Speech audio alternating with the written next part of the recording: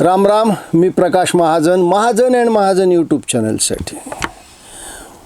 महाराष्ट्राच्या राजकारणात, विशेषतः देशाच्या राजकारणात गेली 2 दिवस झाले काही घडामोडी घडत आहेत. आता या गोष्टीवर आम्ही चर्चा करायची का नाही? अहो, तुम्हीच तुमचं भांडण, जर घरातलं भांडण चौकात घेऊन आला तर लोक पाहतील, लोक कॉमेंट करतील. आता परवा दिवशीपासून एक चर्चा चालू आहे. उबाटा गटातले 6 खासदार फुटले. Operation tiger successful. मी मागे एकदा म्हणलं होतं की एकनाथजी शिंदे त्या वाघासारखे आहेत. ते भूक लागल्यावरच शिकार करतात. त्यांना भूक नाही लागली की शिकार करत बसत नाहीत. 4 वर्षाखाली त्यांनी एकदा शिकार केली, 4 वर्ष ते निवांत होते. 4 वर्षानंतर त्यांना भूक लागली.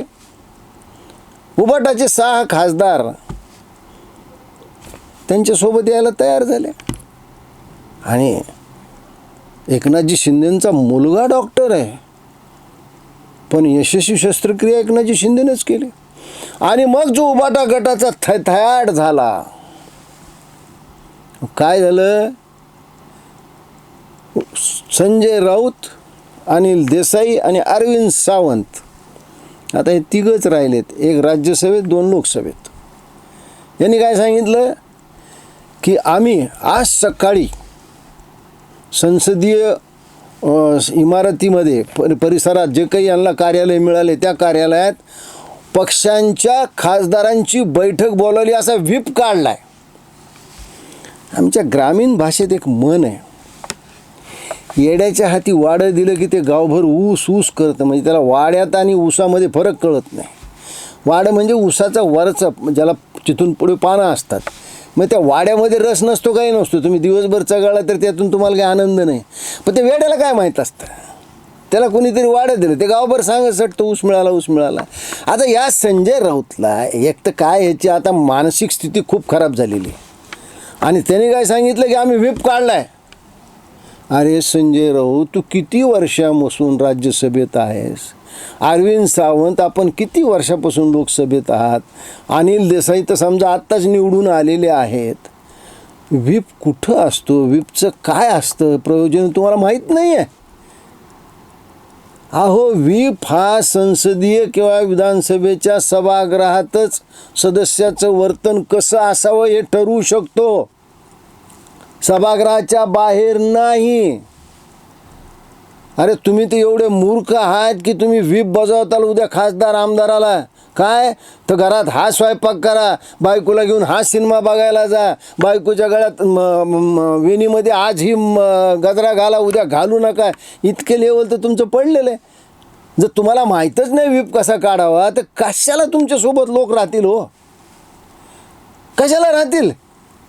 आणि खरं सांगू का, मी या संजय राऊतनं शिवी दिली, जी शिवी मी आज तुम्हाला सांगू शकत नाही, अगदी भर पत्रकार परिषदमध्ये. आणि हा निर्लज्ज माणूस पत्रकाराला म्हणतो ते अनकट दाखवा, म्हणले ते दाखवा सगळ्यांना. आता काही चॅनलवाल्याने बीप केलं, ते बिचारे चॅनलवाले सज्जन होते. या संजय राऊतने शिव्या दिल्यामुळं 2 खासदार जास्त फुटले, याच्या शिवीमुळं. आणि किती थयथयाट आहे. अहो, ते एवढे हुशार होते की त्यांनी 1 दिवस अगोदरच लोकसभेच्या अध्यक्षाला पत्र दिलं की आम्ही 6 जण आहोत, आम्हाला वेगळा गट स्थापन करण्याची परवानगी द्यावी. आता यांचा व्हिप यांच्यावर लागू कसा होईल? असे बावळट छाप सहकारी त्या उद्धव ठाकरेला लाभलेत. आता त्याच्यातला एक त्यांचा आता जो लोकसभेतला गटनेता आहे अरविंद सावंत.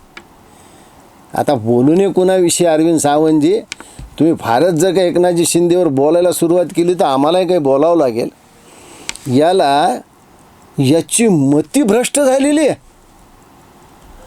एका प्रतिष्ठित चॅनलचा प्रतिनिधी यांची मुलाखत घ्यायला आला आणि त्या प्रतिनिधीनं त्यांना विचारलं की बाबा तुमचे खासदार फुटलेत, यावर तुमचं काय मत आहे? त्याच्यावर अरविंद सावंत काय बोललेत, कोणत्या पद्धतीनं बोललेत, हे तुम्ही स्वतःच ऐका. त्यावर माझी पहिली प्रतिक्रिया, देशातल्या 4000 मशीन जळल्या, त्याच्यावर तुम्हाला चॅनलला वेळ आहे का? लोकशाही जिवंत ठेवण्याचा हा मार्ग असेल तर तुमचा चॅनल काय करतो? ईव्हीएम मशीन 4000 जाळल्या, एवढे चॅनल या कालपासून 24 तास तुम्हाला काम धंदा नसल्यासारखा दिवसभर चॅनल लावला दिवसभर हेच चालू आहे ना. तुम्हाला स्वतःला लाज नाही वाटत का? ऐकलं एक हिंदी चित्रपट होता बघा, जॉनी मेरा नाम, तर त्या जीवनचा फार सुंदर डायलॉग आहे, जब आदमी हार जाता है तो सबसे पहली उसकी अकल मार खाती. हे त्याच्यातलं लक्षण आहे. काय? अक्कल मार खाल्ल्याचं लक्षण आहे. काय म्हणतात अरविंद सावंत, यात तुम्ही ऐकलं ना? अरे तुला तो विचारलाय तुझं जेवण झालं का, आणि तू काय म्हणतो मी आत्ताच संडासून आलो, असं तिची भाषा आहे सगळी. आता कसं आहे, मी ग्रामीण भागातला आहे, विशेषतः बिडा काढला आहे, आमच्या तोंडी अशीच भाषा येणार, पण संजय राऊतपेक्षा आम्ही सभ्य भाषा बोलतो तेवढं मात्र निश्चित. म्हणजे तुम्हाला पराभूत मानसिकतेत तुम्ही अशा पद्धतीने गेलात. आता खरी गंमत कशी आहे, लोकसभेमध्ये आता हे दोघंच राहिले, अरविंद सावंत आणि अनिल देसाई. आता अरविंद सावंत देणार अनिल देसाईला व्हीप, आणि तो अनिल देसाईनं मानलाच पाहिजे असं नाही. अनिल देसाई फुटला तर तसंही त्यांची 50% वर फूट तशी होती. आणि राज्यसभेत तर संजय राऊत उजव्या हातानं व्हीप डाव्या हाताला देणार, चुकून जर मागं केला तर कुठं जाईल हे देवाला माहिती. आता अशी शिवसेनेची परिस्थिती झाली आहे. ह्या सगळ्या परिस्थितीमुळे कुणाकुणाचं काय काय नुकसान झालं.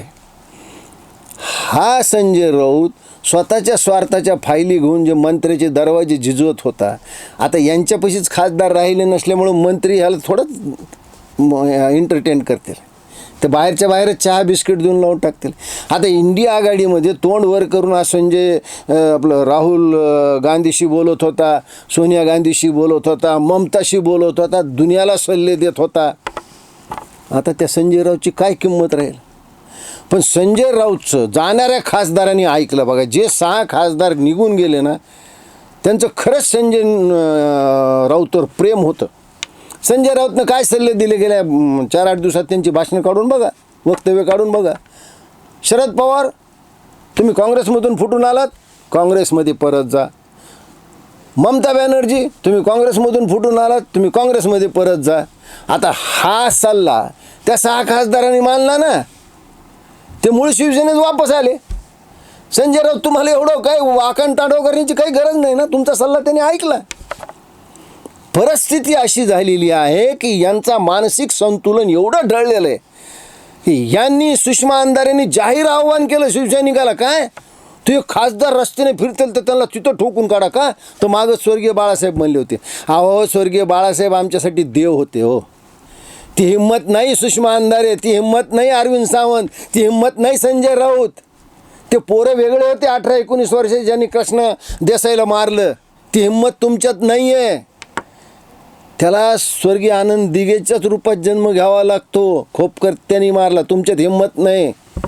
अरे राणेसाहेब ज्यावेळेला शिवसेनेतून फुटून निघाले, भायखळामध्ये तुम्हाला पळता भुई थोडी केली होती. कोकणात त्यांच्या मतदारसंघात तुम्हाला पाणी मिळू दिलं नव्हतं. अरे कधीतरी देव केला आणि सांगण्यात जन्म गेला. ती माणसं गेली शिवसेनेतली, तुमच्यात ती हिंमत नाही आहे म्हणे ठोकून काढा. अरे पैसे घेऊन या लोकांकडून तुम्ही तिकीटं दिलेत, कोणच्या तोंडाने त्याला तुम्ही ठोकून काढणार आहेत. या लोकांनी अब्जावधी रुपये लावलेत, आपली मेहनत लावली, सगळी कुटुंबाची कमाई त्याच्यात लावली, आणि तुम्ही कोणत्या तोंडाने त्या ठोकून घेणार आहेत. आणि सुषमाताई तुम्हाला ठोकायचंच असेल ना गद्दारीच्या भाषेवर, तर सगळ्यात पहिल्या तुमच्या उबाटा गटाच्या पक्षप्रमुखाला ठोका. 2019ला महायुतीतून निवडणूक लढवली, महायुतीच्या नावावर मतं मागितले, आणि ज्यांनी याला मतं दिले त्यांना उद्धव ठाकरे नाही का फसवलं. सुरुवात तर तिथून करा तुम्ही. आणि आता तुमच्यात ती हिंमत नाही, फक्त तुमच्या तोंडातच जोर आहे. राहिलेलं घर सांभाळा, नसतं ते सुद्धा तुमच्या हातात राहिलं नाही.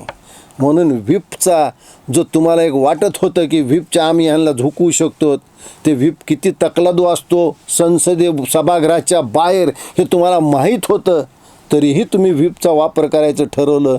मी एवढंच म्हणेल की संजय जो वेडा आहे सध्या, त्याच्या हाती हे वाडं दिलं, व्हीपचं वाडं मिळाल्यामुळं हा त्या व्हीपच्या वाड्याला ऊस करत फिरला आहे. त्याचा काय परिणाम होणार आहे सगळ्याला माहिती. संजय राऊत तू अजून 10-5 शिव्या दे, म्हणजे राहिलेले खासदार राहिलेले आमदार फुटतील, आणि एकदाच्या ह्याला कुलूप लावून तू मोकळा होशील काशीला जायला. नाहीतर तू अयोध्येला जायला निघालाच होता, तू काशीला जाऊन तुझी काशी कर. धन्यवाद.